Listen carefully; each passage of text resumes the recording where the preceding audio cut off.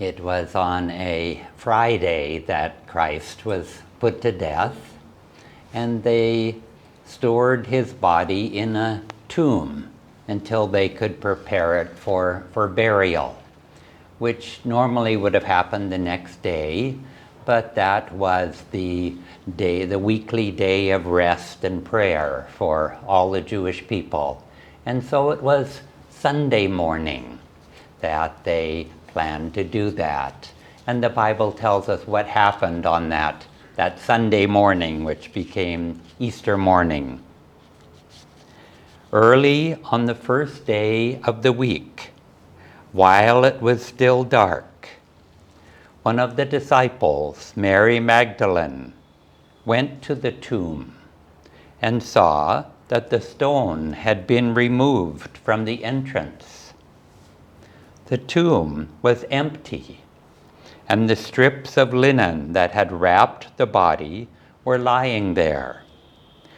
Mary turned around and saw Jesus standing there, but she did not realize that it was Jesus. He asked her, "Who is it that you are looking for?" Thinking that he was the gardener, she said, "Sir, if you have carried him away, let me know where you have put him." Jesus said to her, "Mary." She turned toward him and cried out, "Master." Jesus said, "Do not touch me, for I have not yet ascended to the Father. Go instead to my brothers and tell them, I am ascending to my Father and your Father, to my God and your God." On that same evening, when the disciples were together, with the doors locked for fear of the Jewish leaders, Jesus came and stood among them and said, "Peace be with you."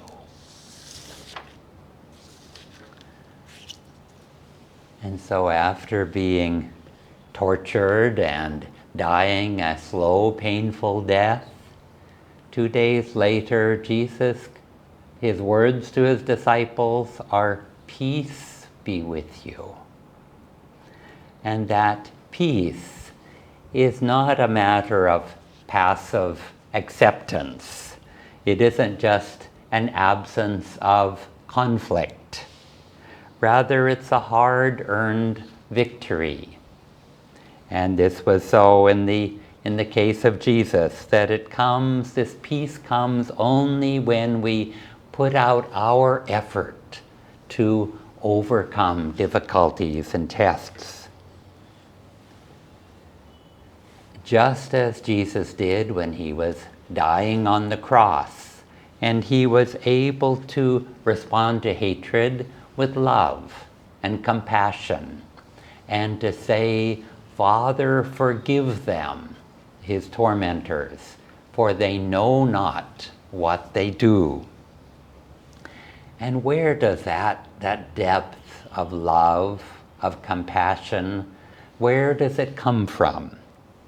And it starts with being centered in the self, and living spiritual teachings gives that to us, and meditation.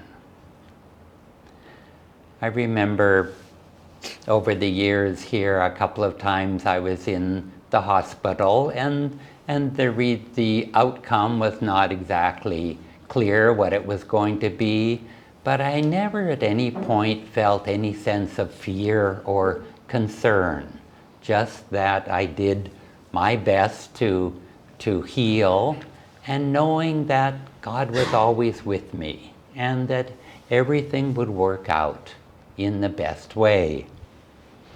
I remember another time in life when I was grieving a loved one, and I was feeling very, very sad and confused, and yet underneath all of that was a silent, small voice of joy that was always there, and this feeling that that I was not alone, that things would work out in the best possible way. If not now, then eventually. And we need to have that kind of faith that all things will pass, but God's love is forever ours and forever with us. And to develop this depth of love that Christ did, we also need to be willing. As Swamiji said, we need to say yes to life. Be willing to change. And that willingness doesn't come all at once. We need to develop it, facing one test at a time. And often we hold on to that habit of unwillingness. We all make mistakes, and we all do things that we regret, and we're tempted, and sometimes we give in to that temptation, not because we're bad or weak, but simply because we're human. We're not yet perfect. We're not self-realized.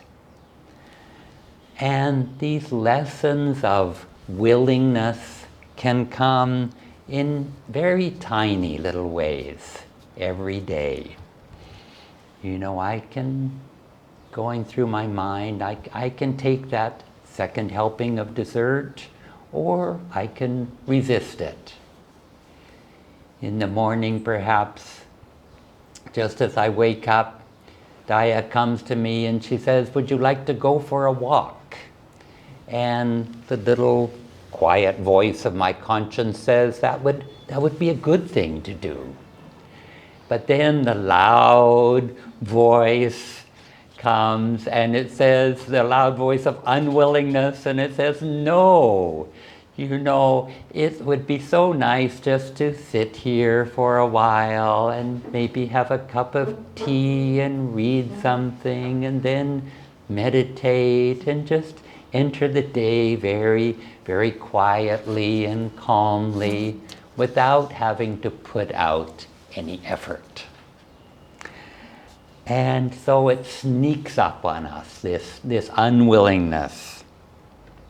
My father belonged to Alcoholics Anonymous, and we had some of their literature around the house. And I remember reading, even before I was a teenager, a very strong affirmation.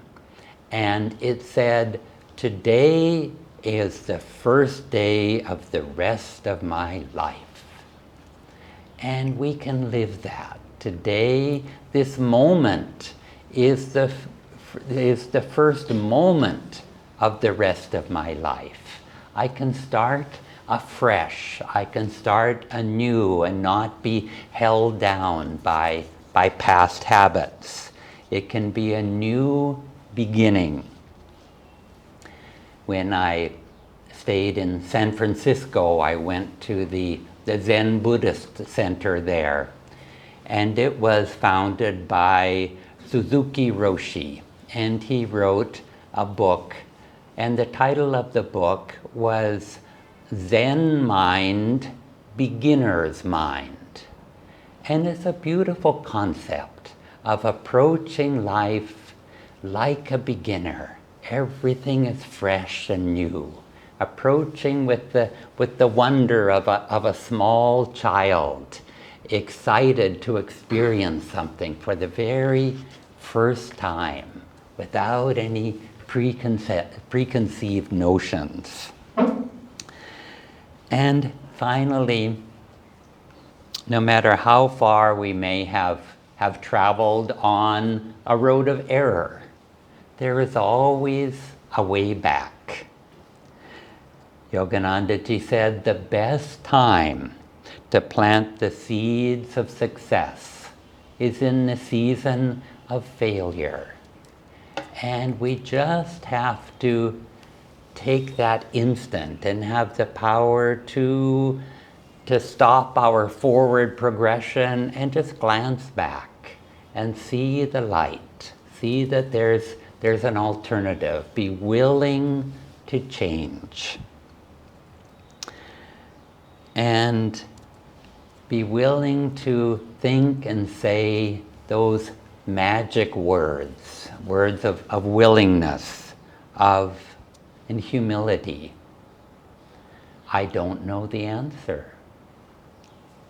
I need help. I was wrong. I'm sorry. Forgive me.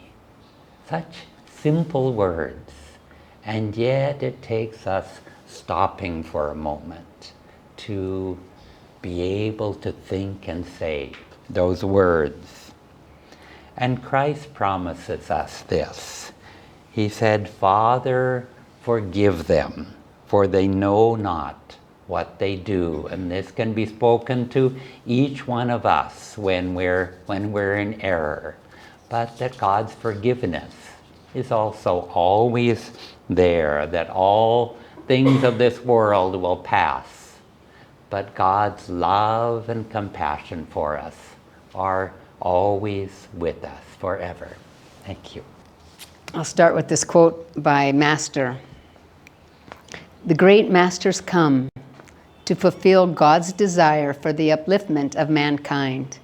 They come for two purposes. They come with two purposes: to inspire and enlighten a certain number or a large mass of people, and to train real disciples, those who pattern their lives after the masters. The latter are the members of the saint's true family, constituting an inner group in whom he plants his spiritual life, in whom he plants his power.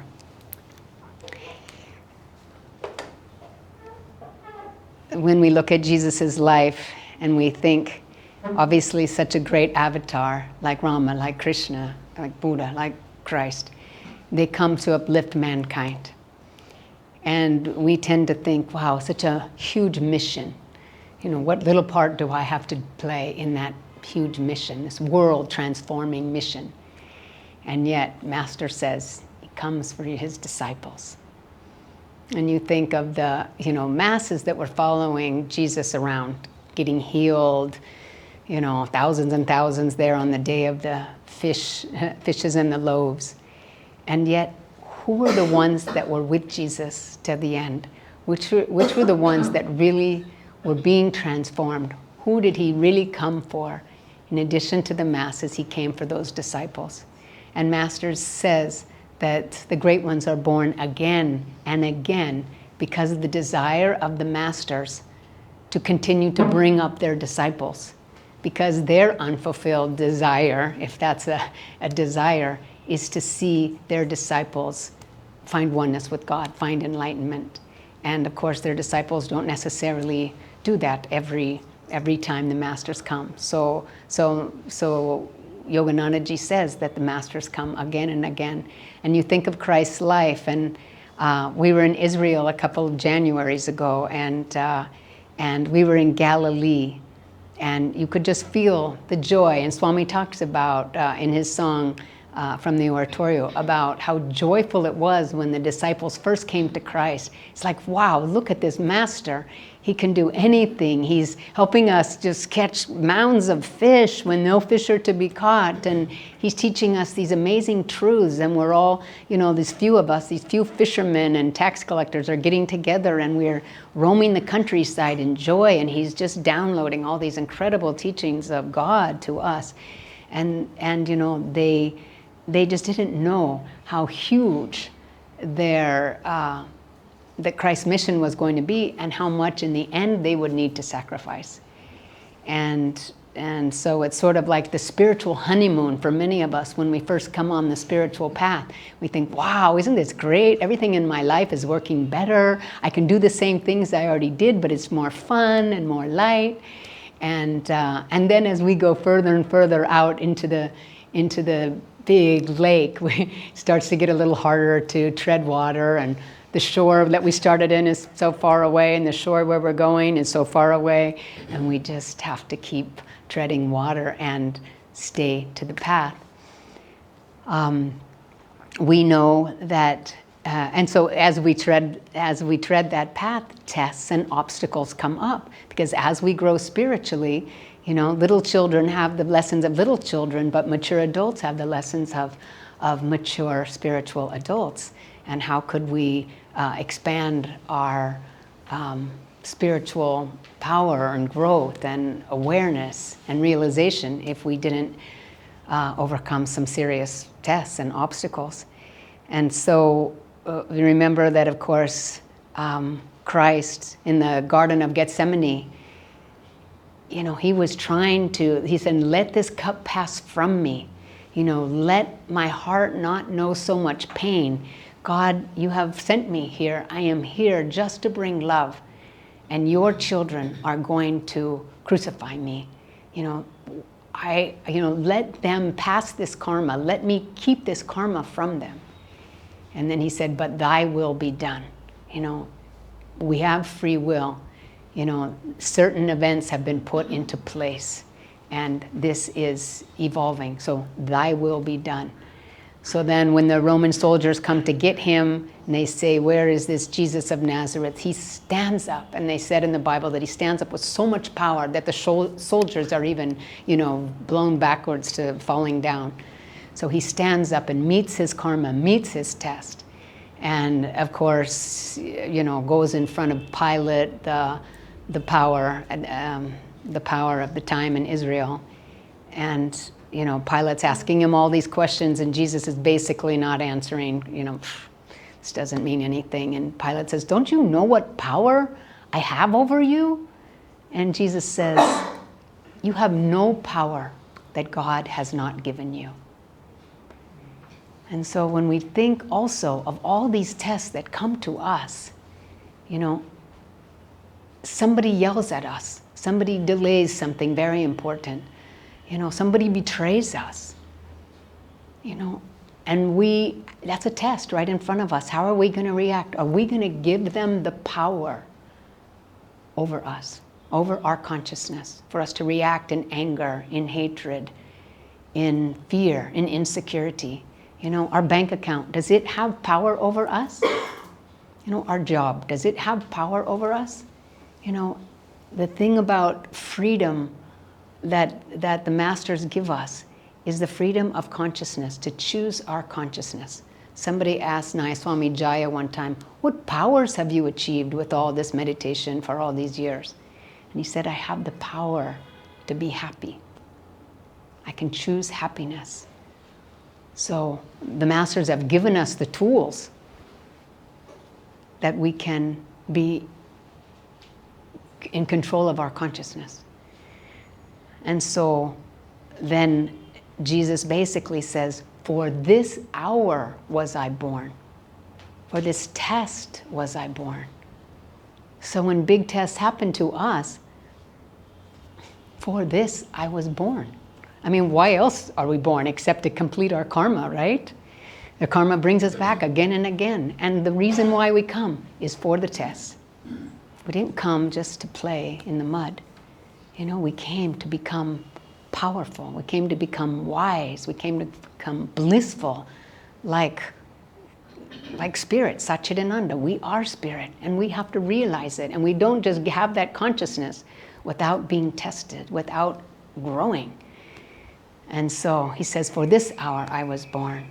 And then he's, like Keshava said, he's tortured, he's crucified. And upon the cross, Yogananda said, it was an unseen monument of the mightiest miracle of love that established in every heart. That established in every heart God's power of love, forgiveness.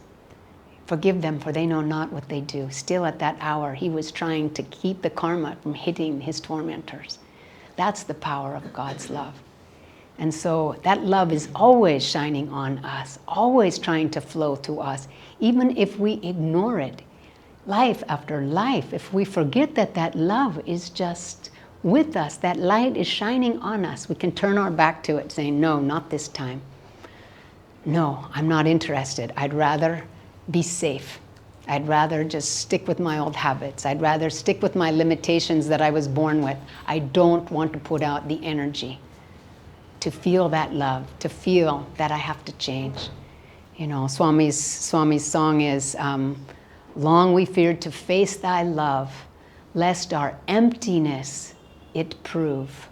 Now at last our hearts we give you, who remain our friend.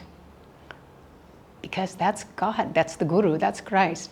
You know, that's the Guru-disciple relationship, friendship. There's no compulsion there. It's not like a father or a mother or a spouse. That friendship, God's friendship, is always waiting for us. And so, there the disciples were. Christ has been murdered. They're scared. They think the authorities are going to come after them next. But they're clinging together in faith. They're clinging together in love. Like, okay, I'm going to be with my disciples. This is my Guru Bhais. This is a really hard time, but at least we can be together. We don't know what's going to happen. We don't know what this test is about. We don't know what's going to be asked of us. But let's just stick together. And Christ shows up. My peace I give unto you. And then he says, much, you have learned much. You have gained much. So now you must share. It's your turn.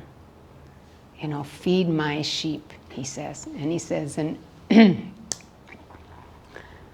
and after I'm gone, I will send the Holy Spirit. I will give you my Shakti. And so then those fishermen went out, those fishermen went out and, you know, spread around the globe, and basically were all martyred. But within a few centuries, like 3 centuries, Christianity was the Roman Empire's official religion. So if we think we as disciples don't have any ability to change things, just look at that. And so what we think, we look at the world and we say, this is happening. You know, this is what the news says. This is what my friend is telling me. This is what I see and read all around me. But we don't really know what's happening. I mean, what's really happening with our soul is on a whole different level than what's happening with the personality.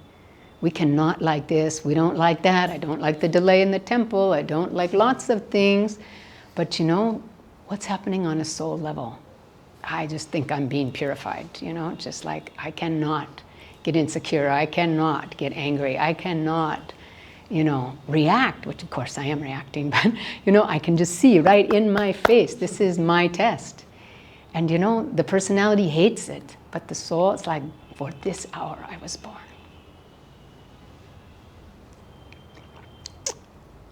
So with faith, we worship God, and with love, we worship God, and we have all the experiences of our life, but especially the experience in meditation.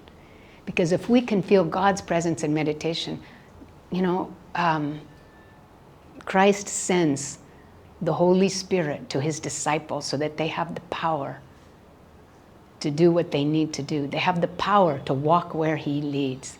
Our gurus send us that power. And how do we receive it? When do we receive it? In stillness, in quietness, in meditation, when our hearts are still and our hearts are open. And that's how we can receive that power. Remember, for those who received him, to them gave he the power to become the sons of God. That's how, through that grace that we can receive, through that Shakti, is how we can become like them. And they keep coming back. So in case we missed it this time, they keep coming back. I'm going to just end with these words by Swami Kriyananda about the resurrection. God is our infinite beloved. He is our one and only true friend. His wish is for our eternal happiness. The tests he sends us have only one purpose: to help us grow in wisdom. The sooner we accept them with understanding, the sooner we'll come to realize that his support was always with us, in spite of our errors, for we are his own. Even if we were made to walk through fire, we would remain unharmed, and the flames would be a balm to our soul, burning off impurities that for eons had given us pain. Have faith in God. Love him above all else. Surrender your heart to him. Open yourself to him, and especially in your darkest hours, for he alone, and not the brief dewdrops of earthly attractions, can give you the peace for which your soul longs. Christ's resurrection was an outward act, but it symbolized a great inward truth. That person whose love remains firm through all trials finds himself resurrected at last into eternal bliss. Joy to you.